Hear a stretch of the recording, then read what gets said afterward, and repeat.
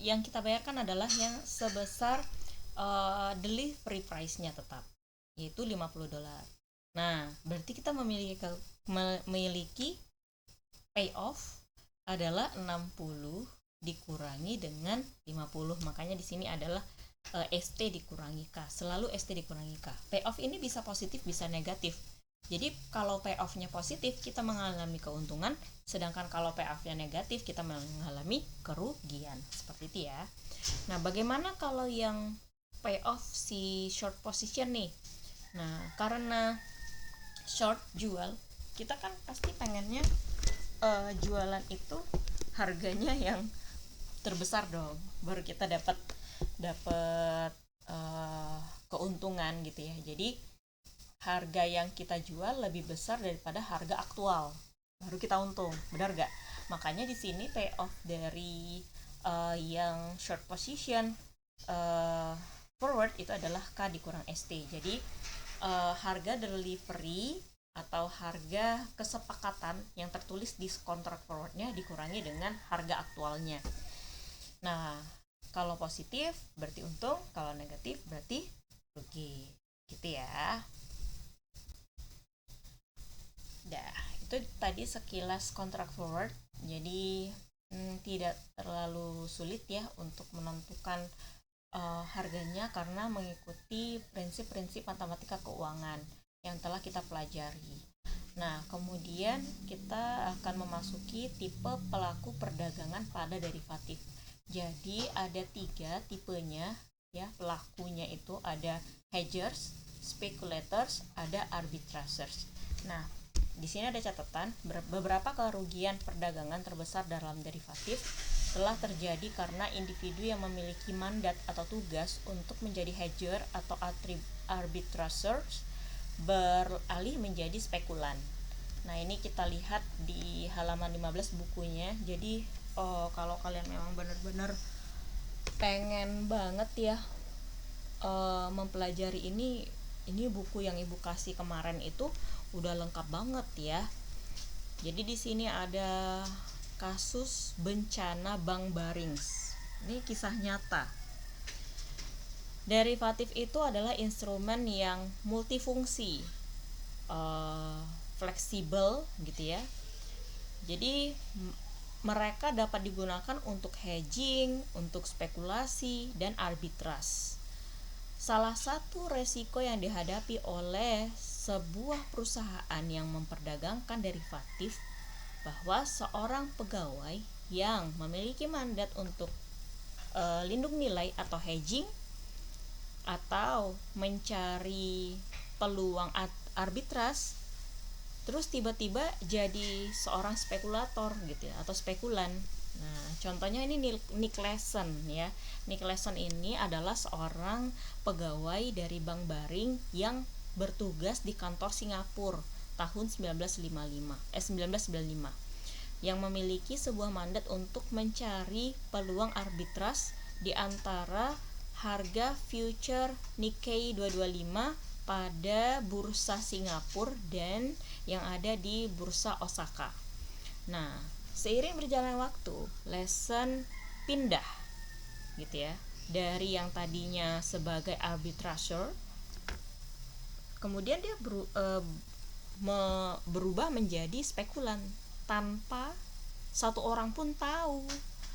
Di kantor pusat London Bank Barings itu ya, dia itu telah mengubah cara dia menggunakan derivatif. Kan dia mandatnya sebagai arbitras gitu ya, tapi dia mengubahnya untuk spekulan. Nah, jadi kalian jangan seperti itu ya. Kalau kalian mandatnya adalah arbitras, ya manfaatkan arbitras ya, mungkin perusahaan tahu kapabilitas kalian, jadi gitu.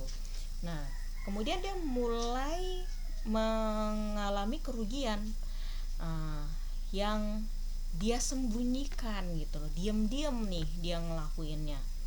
Dia kemudian memulai mengambil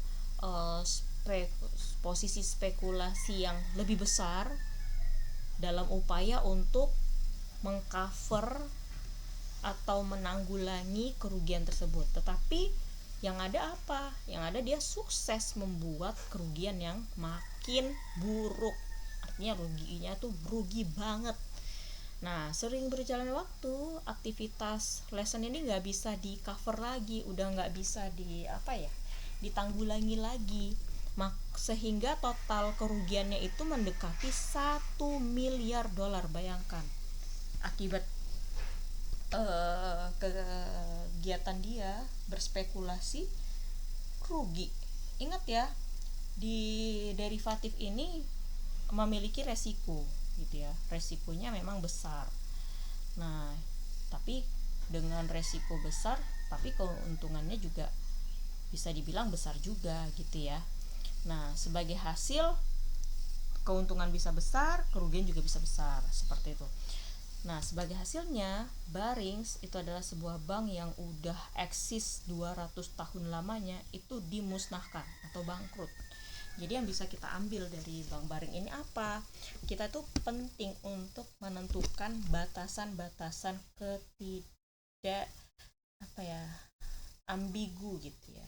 Jadi terkadang hedging, arbitrase, spekulasi itu orang-orang nggak bisa membedakannya, padahal ketiga hal itu adalah hal yang sangat berbeda gitu loh. Jadi kalian harus paham betul term-term, istilah-istilah dari hedging itu apa, arbitrase itu apa, spekulasi itu apa, terus strateginya bagaimana. Kalian harus bisa batasi itu.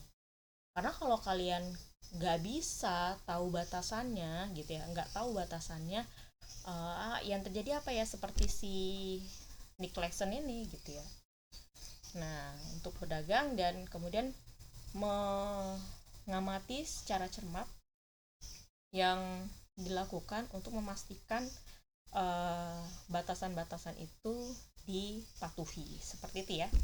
Jadi kita harus patuh. Kalau kita tugasnya sebagai hedgers, ya udah lakukan aja hedgers. Strategi apa yang dilakukan ya seperti hedging gitu ya. Jangan kita lakukan spekulasi, karena spekulasi itu dia melibatkan hampir seluruh kekayaan itu dari spekulasi. Jadi dia memang untung-untungan gitu ya. Nah, hati-hati. Hedgers, apa itu hedgers? Orang yang melakukan strategi hedging. Hedging atau lindung nilai adalah tindakan mengurangi resiko keuangan dengan cara mengambil posisi yang berlawanan dengan posisi aset yang dimiliki. Lindung nilai dilakukan untuk melindungi nilai portofolio dari fluktuasi pasar atau pergerakan harga yang tidak diinginkan. Sebagai contoh, seorang petani dapat melakukan lindung nilai dengan membeli kontrak berjangka untuk mengamankan harga jual komoditasnya di masa depan. Nah, kontrak berjangka ini adalah futures ya. Nah, tujuan dari lindung nilai ini adalah untuk melindungi nilai aset dan mengurangi resiko kerugian. Itu hedgers. Spekulators adalah orang yang melakukan strategi spekulasi. Spekulasi adalah tindakan mengambil posisi di pasar keuangan dengan tujuan untuk memperoleh keuntungan yang sangat besar.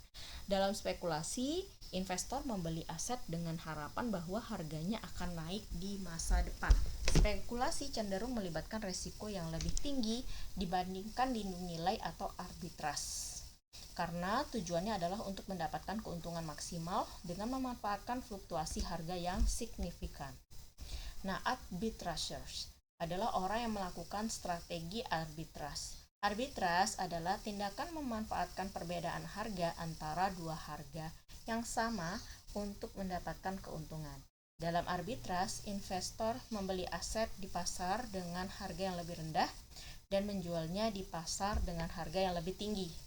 Tujuan dari arbitrase adalah untuk menghasilkan keuntungan dengan memanfaatkan perbedaan harga yang tidak wajar. Nah, arbitrase cenderung dilakukan oleh investor institusional yang memiliki akses ke sumber daya dan teknologi untuk mengidentifikasi perbedaan harga dan melakukan transaksi dengan cepat. Nah, contoh hedging adalah seperti ini. Sebuah perusahaan Amerika akan membayar 10 juta pound sterling untuk mengimpor barang dari Britain dalam jangka waktu 3 bulan dan memutuskan untuk melindungi nilai atau melakukan hedging dengan menggunakan kontrak forward posisi beli, seperti itu ya. Jadi kalau supaya uangnya ini